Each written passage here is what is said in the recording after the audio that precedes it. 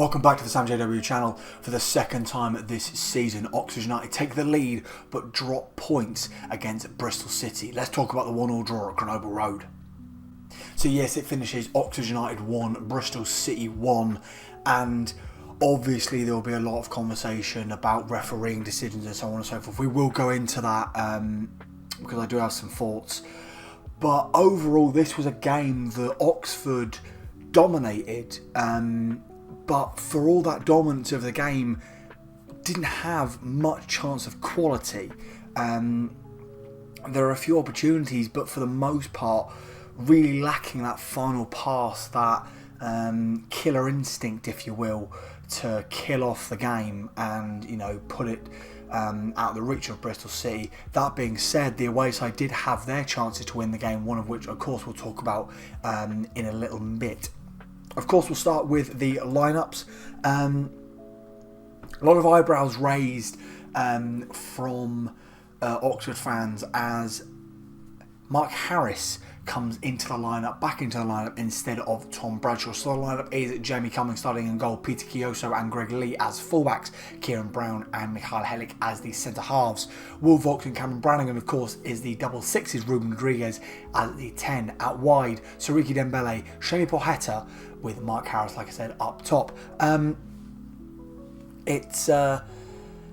understand why there was some questions as to why Mark Harris started this game. Again, we'll get into kind of all the conversation, his general performance in a little bit.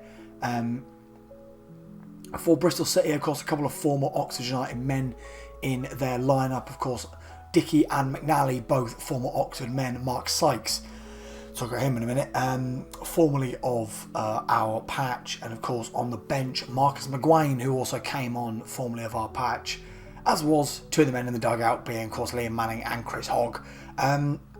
So yeah, it's obviously we played before so far this season.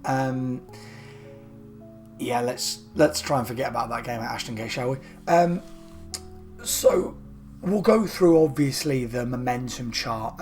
First major opportunities of the game and major spell of possession in the game come for the visitors.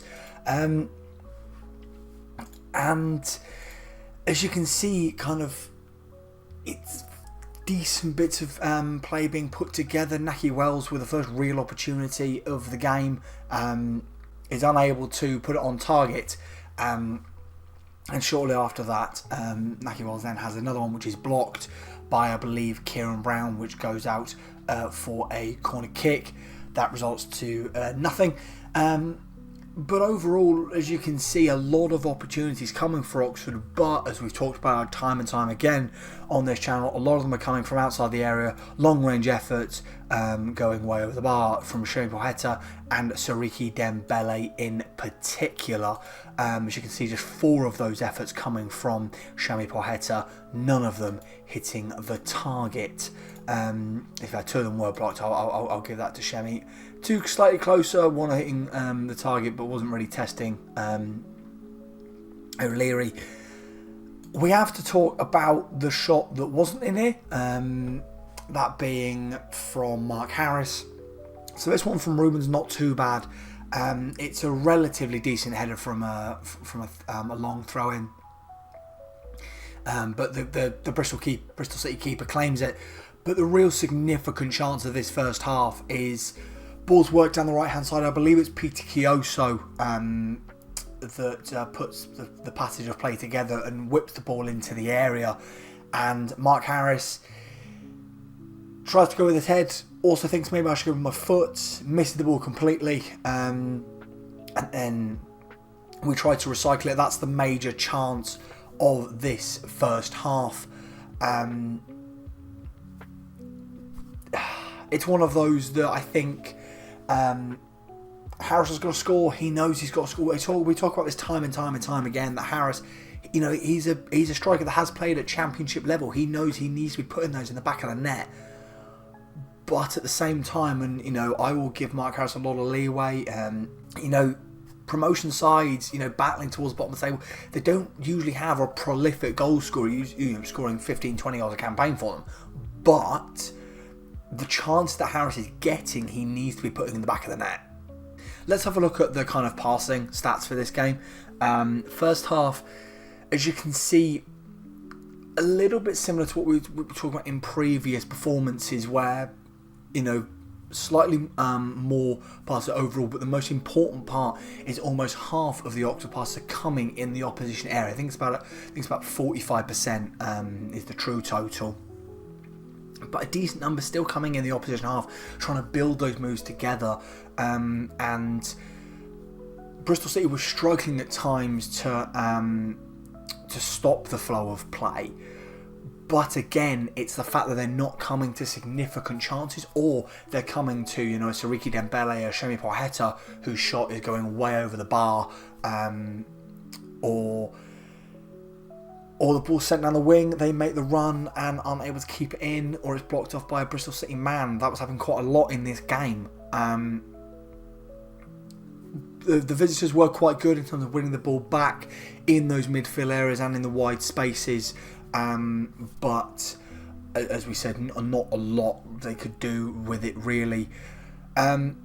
We need to talk, obviously, when talking about the first half, about two pretty significant refereeing decisions. We'll talk about the first one, the booking of Greg Lee. Foul happens in the 18th, and then he gets booked in the 19th. It's very, very high. I think, ironically, I think it's on Joe Williams, which is quite ironic, but ball breaks into our half of the midfield third, and Greg goes to challenge Williams for it, and his foot is so high, right above the kneecap of, like I say, I think it's Joe Williams, and thankfully, I think for Greg, the Bristol City man gets up relatively quickly, because it's not a good challenge. The intent is obviously not there. He's gone to get the ball, but it's one of those challenges that, it's one of those challenges that you give the ref a decision to make, regardless of whether you mean to put the challenge in or not. It's high. And Greg's very, very lucky, I think, to not get a red card for that challenge. And then it flips. So, obviously, Joe Williams sent off for a foul on Will Volks. A lot of the commentaries and stuff that were being done for this game described it as violent conduct. So essentially what happens is Will Volks is in possession, and Joe Williams comes through the back of him. His left foot gets a touch on the ball, but he gets the ball by going through the man, and his trailing leg completely takes out Will Volks. Now, Will is straight back on his feet, which at the time I thought, okay, Will's got back on his feet. He's right in the referee's face asking for some action to be taken. That's going to result in a yellow card for Joe Williams. I think it is a yellow card. It's like I say, he gets a nick on the ball, but he gets it by clattering through his man. At the same time, though, it's not a red. I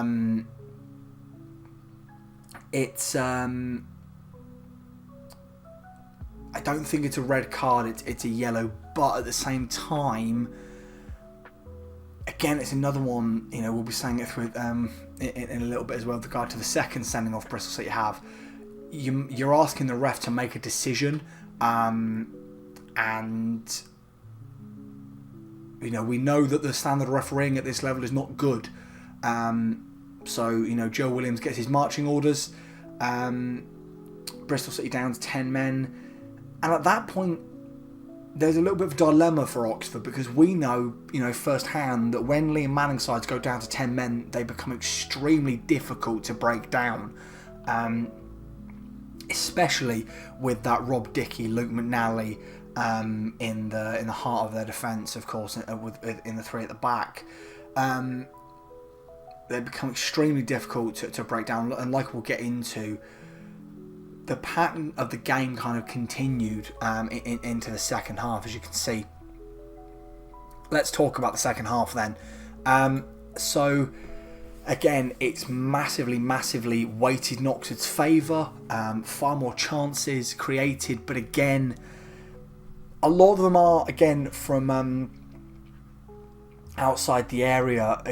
Again, coming from Goodrum and Leighton, Brannigan, all getting blocked by various Bristol City men. Signs of I'm not going to say desperation, but frustration at lack of movement happening in the area. And the fact that we're not able to break down Bristol City's defence to an extent where we can find the key to unlock their defence. As you can see, 79% possession, 12 shots total, only 2 on target, and a 0.66 xG. Again, let's talk about the overall passing numbers and the kind of other aspects of the game before we get into the goals. As you can see, Bristol City completely outpassed in this by a significant number. Majority of Oxford's passes coming in Bristol City's third, or in the opposition half, I should say.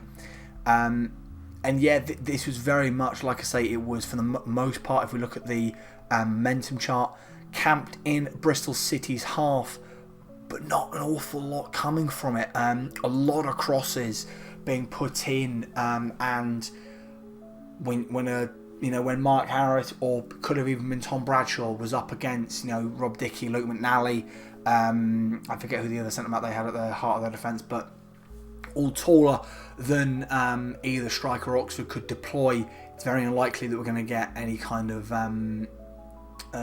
set piece, or sorry, any joy from those crosses, or joy from set pieces, to be perfectly honest with you. There's one or two chances we should talk about in a bit. So the 2 goals, Greg's is a really weird one. It comes from a passage of play where Rubens had a shot, Brannigan's had 2 shots, balls worked out to the left hand side, and I think Greg is trying to put a cross in the a low cross in the middle to try and find an Oxford man. And what happens, I think, is that Rob Dickie sees the cross come in, realises that's going to come off my foot, moves out the way. That then kind of makes O'Leary react in a certain way that I think he believes his defender's going to get to it. So a bit of miscommunication perhaps from Bristol City's goalkeeper and centre half, but it just dribbles into the back of the net. A very weird goal. I think based on the flow of the game, I think it was slightly deserved, but at the same time, like I said, Oxford weren't creating much chance of quality. But at the end of the day, we'll take it. Just a shame we couldn't hold out in it. I do want to find, I believe it's this one. Where is it? It's one from Kieran Brown slightly earlier. It's this one from a throw-in.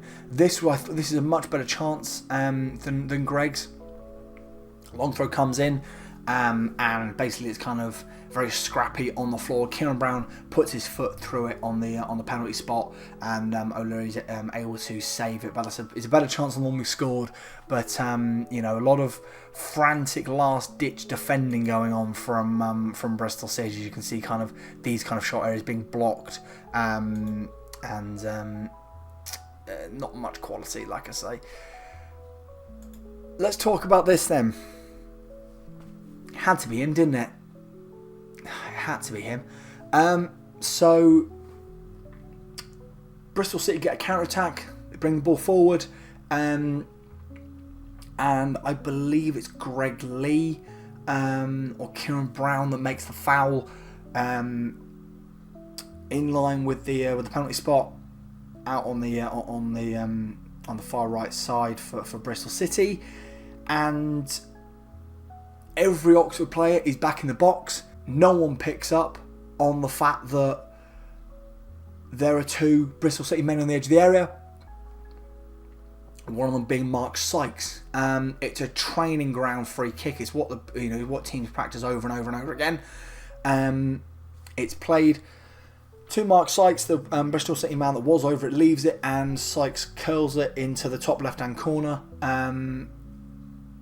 It's a really nice goal, but he's allowed far too much time on the edge of the area. Brannigan, it's a tough one because Brannigan's marking the first Bristol City man that leaves the ball for Sykes. Kyoso's not marking anybody, so he could try and engage perhaps Will Volks. Questionable. Either way, we know from his time at this football club, you do not give Mark Sykes that kind of space and that kind of time on the edge of the area to pick his spot. And yeah, he finds the back of the net, and it's 1-1. Like I say, it was so preventable. The free kick we give away is preventable. The fact that no one picks up on Mark Sykes on the edge of the area in literally acres of space, but you can't take away from the finish. It's a brilliant strike.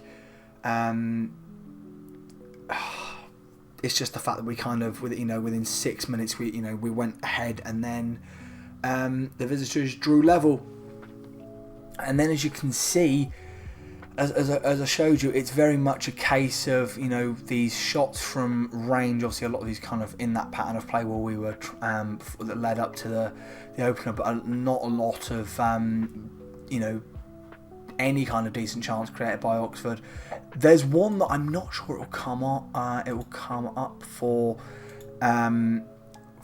Bristol City. It won't. So they're number 40. I'm not sure who their number 40 is. Essentially, what happens is, I'm from a corner kick or some kind of set piece. It might have actually been a long throw, thinking about it. Bristol City break, and Hellick and Kieran Brown are caught completely outpaced by the Bristol City man. He's bearing down on goal. We're all in the East End thinking, oh, you've got to be taking the mick. It would have been, like I said earlier, the second time that we took the lead and then went 2-1 behind to Bristol City. But Cameron Brannigan, it's the quickest I've ever seen Cam run. He bolts from the really odd angle as well, to be fair. Bolts from the far side, manages to intercept the ball really, really well and get it cleared. Literally a goal-saving interception by Cameron Brannigan, because I don't think that Jamie Cameron was going to be able to stop the shot or deny the Bristol City man. It's a big interception by Cameron Brannigan, and for me, is why I lean more towards Brannigan being man of the match. Of course, there's one other big moment of this game, that being the second sending off for Bristol City, that being of Ross McCrory, whatever his name is. This is another one where he gives the ref a decision to make. It's a 50-50, and it's one of those circumstances where both men, Kieran Brown, as the other man, is on the end of his challenge. It's essentially both men coming hard together. I think they end up whacking knees, which is going to be very painful in the moment. And because the Bristol City man doesn't get the ball, ref gives him his marching orders. Like I say, it's one of those that it probably shouldn't be. I was going to say it shouldn't be a yellow card, but it's one of those really. It's a robust challenge. I mean, the Williams one earlier was also robust, but it's a contact sport. You're entitled to make those robust challenges and see what the ref thinks. It's certainly one of those challenges that I think people wouldn't want it to be a second bookable. And probably maybe 15, 20 years ago it wouldn't have been, but in modern football I think that those are challenges that refs usually give, and like I say, he gives the ref a decision to make and the ref decides to give him his marching orders. Obviously for the most part, decisions were weighted in our favour. In the fact, 2 men sent off, and Greg lucky to get away with a red. But and we've talked about before the fact that refs in this division are absolutely shambolic. A lot of very poor fouls being awarded by the ref. Very obvious. They're the kind of, it straddles that line between. I don't want to use diving, but buying the foul, in the sense that any light bit of contact, the player will go down, and ref usually, especially if it's an attacker on a defensive player, will award it. A lot of those given against Bristol City for both sides were falling foul to those kind of challenges. It's one of those that you can't really do much about, because it's like I say, it's at the discretion of the referee, and the referees at this level are usually pretty poor. But it finished 1-1. It feels like 2 points dropped. I mean, to be honest with you, after the game it felt like a loss, because we were in control of that game for such a long period of time. But like I say, just no quality was coming out of this game from an Oxford point of view. Let's go through the lineup very quickly. Jamie Cumming, don't think there's an awful lot that Jamie can do about the goal, and he makes a really, really big save from Mark Sykes early on in the half. Sykes strikes from range, I think about 20 yards out, and it's a brilliant save by Jamie Cumming. Not an awful lot he could do about the goal, so I'd say another good performance by Jamie. Kioso, I thought, again, it's another game where I thought in the attacking sense both fullbacks were really good. Greg Lee looked really, really bright in this game. But again, getting slightly beaten, getting slightly caught out in the defensive aspect of their game. Not as bad as previous performances, I don't think, but certainly I think when up against Scott Twine for Kioso, up against Mark Sykes, and against Earthley, is that number 40 for Bristol City, they were. The pace was causing problems, no doubt about it. But I will give credit that the two wingers for Oxford did, for the most part, get back and do their defensive duties, which we haven't always been able to say this campaign. So I'd say fairly decent for Kioso. Obviously, Greg gets on the score sheet. We've spoken about the fact that he's probably lucky to sound the pitch. But yeah, Kieran Brown. Kieran is he's Oxford's most consistent performer, I think, so far this season. I don't think you'll find a player that has stepped up as often this campaign for Oxford than Kieran Brown. Really good performance, and I think we've spoken before that it's reported his contract is up in the summer. We need to be getting on that ASAP if we're not already. Hopefully Ed Waldron's in the process of speaking to Kieran Brown about giving him a brand new contract, because we need this lad to stay at this football club. Mikhail Hedip, it's probably his worst game in Oxford shirt. I'm not saying he was bad, but it was kind of he was getting beaten a couple of times, obviously, where Earthley had the entirety of our half of the pitch to run into before Brannigan makes the interception. But I think when the ball was on the ground, he dealt with it okay. Aerial duels, I think won the majority of his aerial duels. I'd say a pretty decent performance from Hedip. Like I say, it's probably his worst in Oxford shirt, but that doesn't mean it's. I think the thing is, this lad has set such a high bar for his performances in Oxford shirt. It's. I think it's high praise to say that this in this game he was bad. Will Vaux and Cameron Brannigan. Will Vaux long throws took a little bit of a downturn in this game, but I think overall had a pretty decent showing. Cameron Cam Brannigan, like I say, is my man of the match. Not just for the interception, but Cam covered every blade of grass in this game. Brannigan will always work his arse off, no doubt about it. And he's wearing the armband. And I think when Cam does wear the armband, he carries that extra bit of responsibility, and you can see that it doesn't really faze him because he's been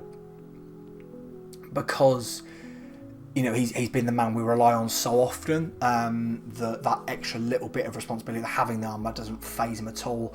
Siriki Dembele and Shemi Poheta.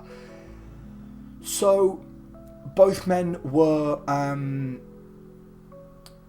like I say, they were doing their part defensively, doing really, really well in the attacking phase until that final ball or the final shot.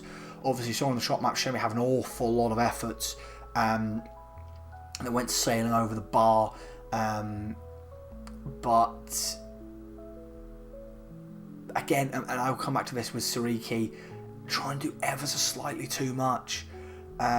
It's annoying, but it's just, we've talked about a couple of times, he gets muscled the ball quite easily, and you can see he's so skillful, he's so talented on the ball, but he's trying to do a little bit too much, which ends up to him then losing the ball. Ruben, I thought was better in the second half. In the first, he was a little bit absent, but not an awful lot to say about Ruben, to be honest with you. And then Mark Harris, same can be said, really not an awful lot can say. Like I say, it's difficult with Harris because he's not getting a great service. He one or two good bits of play where he was combining with the wide men, but the crosses weren't helping him. When he did get the ball at feet, he was, I think he was caught in two minds of trying to find the man on the overlap or trying to go for the shot, which led to him being a little bit wasteful in this game, I think, Mark Harris.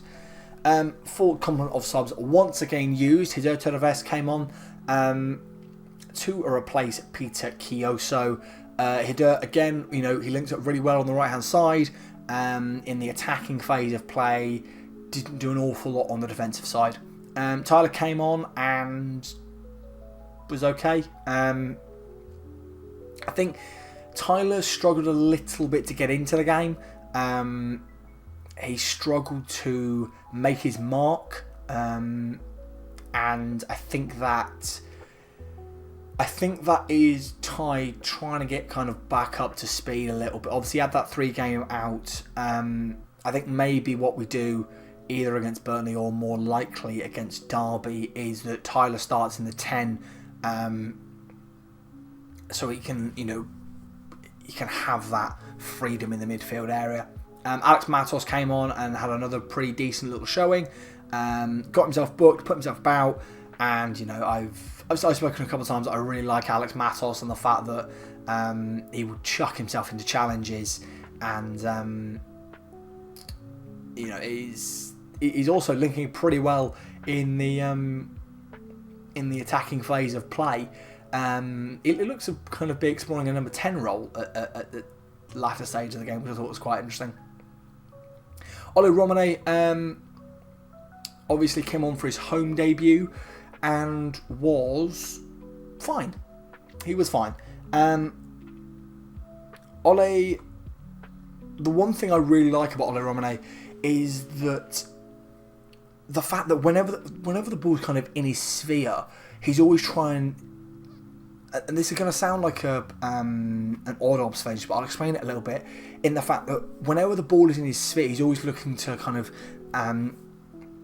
keep it under control or have an impact on the ball. And what I mean by that is the fact that there were several points in the kind of around the centre circle where it's being played around.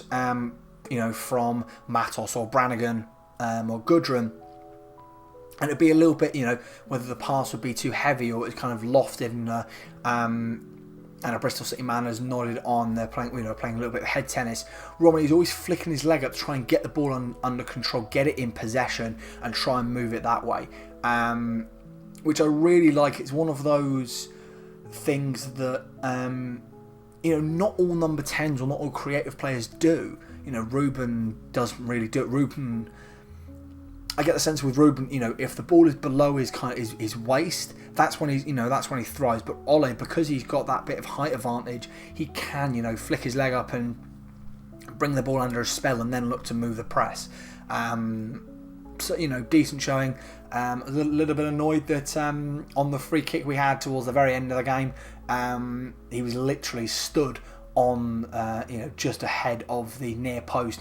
Perfect pass that would have been to Cameron Browning, and then maybe we would have seen Ollie Romney get his first Oxford goal, and what a moment it would have been too. But yeah, decent showing from Ollie Romney, I thought, in the 10 minutes he got. And then Tom Bradshaw came with literally only a couple of minutes to go. There are questions of why we left it so late to bring on Tom Bradshaw. But that being said, like I said earlier, there wasn't an awful lot Bradshaw could have done to impact the game just based on the services being provided into that striker role. It's annoying to say, but we're not very good at finding our striker at the minute. By the fact that that you can tell it by the fact that with his goal against Bristol City, Greg Lee is now tied for the top goal scorer. So yeah, in terms of what that does to the table, we do move down. I think it's a couple of places, but more importantly, it means we have a lovely 10-point cushion over that drop zone. It's exactly what we need. Obviously, a massive, very difficult test against Burnley coming up. It got even harder in the transfer window by the fact they've just signed Marcus Edwards from Sporting. That's a hell of a signing. This is obviously a lad that was playing phenomenally in European competition not a couple of seasons ago. He was linked with Tottenham and Liverpool at times, and Arsenal, and some big sides in across Europe he was being linked with. He's a superbly talented player, and it's a bit of a joke that he's now in the Championship, but that's obviously going to be a very difficult game. But the reality is that, I don't want to say it, but we can afford to lose those kind of games. I'm not saying any game is a free hit, because every game is an opportunity at this level to get 3 points, but because we've got that 10-point gap over Derby, it means that we can go into Burnley and say, look, if we lose this game, it's not the end of the world, because we still have a pretty significant cushion over the drop.